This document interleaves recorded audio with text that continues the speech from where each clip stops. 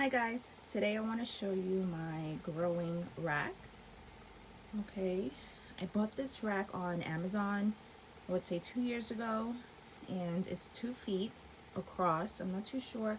It's probably about 4.5 feet tall because I'm no, actually 5 feet tall. This is 5 feet tall, and um, I really love this growing rack. It's not too big. It's just appropriate for the space that I have.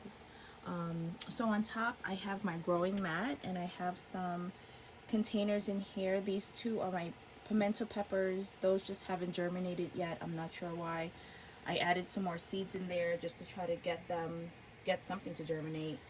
And then over here is another cayenne pepper because only one of my peppers germinated out of the 4 that I sowed. But I put the heating mat up here just so I can be more accessible to the newer seedlings that are sprouting, and I can see them quickly. They're closer to the sun, the window.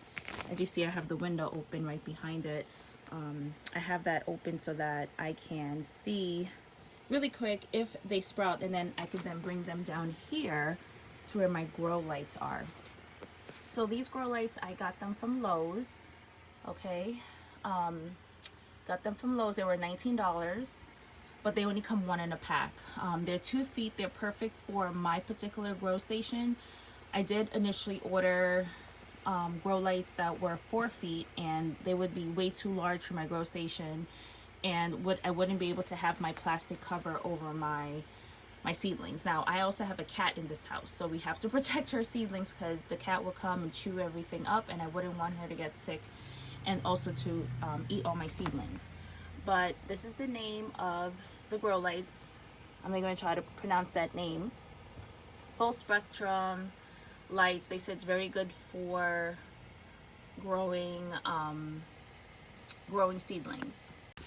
So it came with this little LED grow light, like just info sheet, not even instruction, info sheet. And I felt comfortable buying these lights. There were good reviews, so I'm not really complaining too much.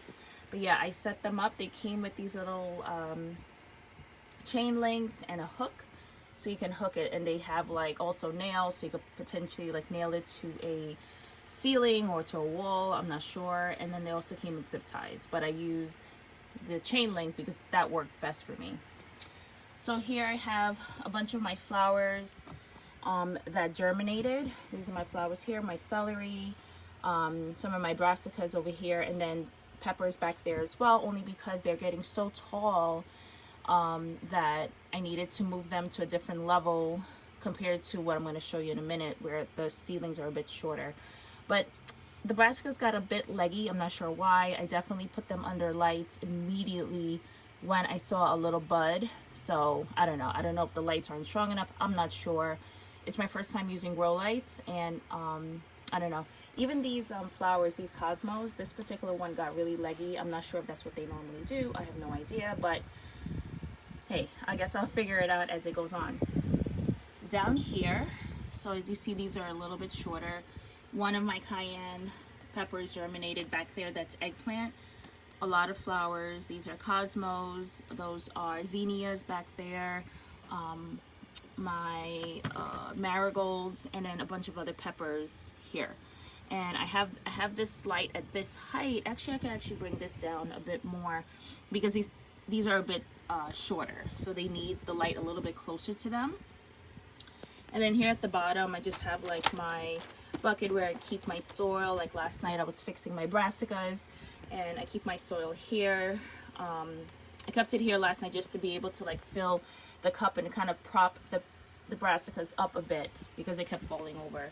And then I have like some more supplies, my seedling trays. Like this is just perfect for me. At some point I'm gonna need this bottom tray for seedlings, but right now I'm using it as a bit of a storage, and it's working out fine. During the day, I put my lights on, open up the window. Oh yeah, I have my little spray bottle here in case the top of my seedlings get a bit dry. But if anything, I'm bottom watering my seedlings anyway. During the day, I put this down. I was keeping both sides of the plastic zipped down all the way to keep the heat in. But then one day it started to smell a bit, I don't know, I cannot say if it was fully moldy or if it just smelled very pungent and like close to being moldy. I didn't want to risk it, so now I keep the shade down. I keep one of the plastic sides zipped down and the other side open. And I don't know if you guys heard this little sound in the background. This is the fan. So right now I have the fan direct to my seedlings, and I don't know if you guys look really hard, you can see the seedlings just moving just a bit. And I figured that I will start putting some start putting the fan on them just so that they could start getting used to that movement and get a bit stronger. Since they're a bit leggy, maybe that can help with getting them a little bit stronger and thicker.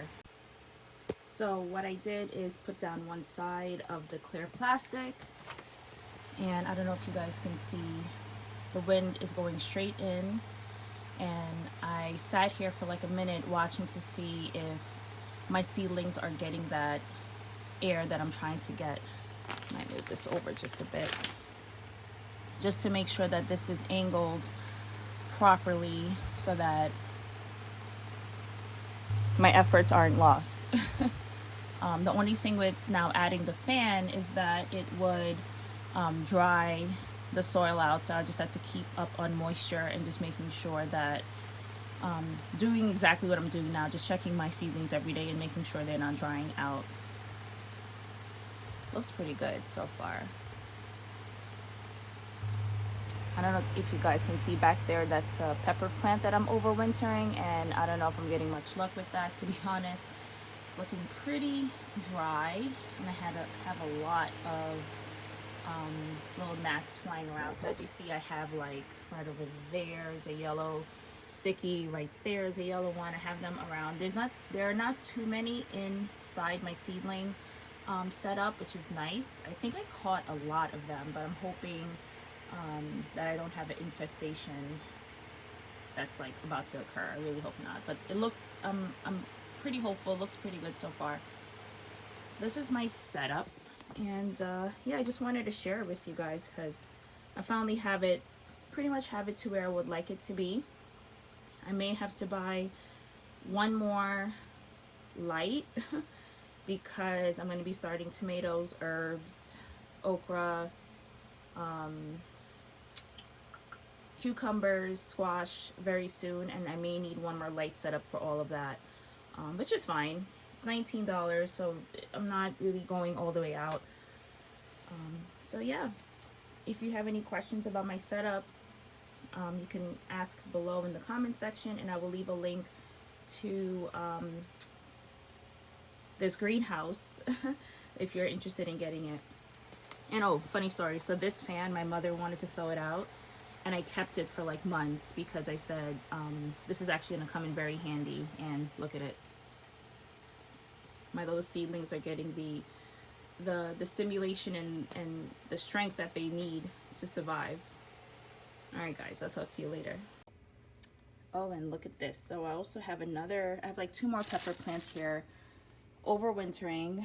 My aunt, she gave me like some advice. She was like, oh, cut the tops off your pepper plant because they're so dry. She's like, cut them off and see if that would help it to just kind of like get back its strength. I don't know if it's working, but I'm gonna put these out when summer comes, when it gets really warm, set them outside and see if this works. But for some reason, this pepper plant started to sprout from this side, and I have leaves. So this is interesting. I'm hoping that this plant actually survives, and I want to see if this is able to produce any peppers. I think this is my jalapeno plant. I think. Yeah, a lot of gnats, as you see. But yeah, this is really interesting. Has anyone overwintered pepper plants? Tell me about it. Has this happened to you? And as I said, these look pretty dead to me, except this one part. So I don't understand what happened, why it sprouted, but I am not mad at it.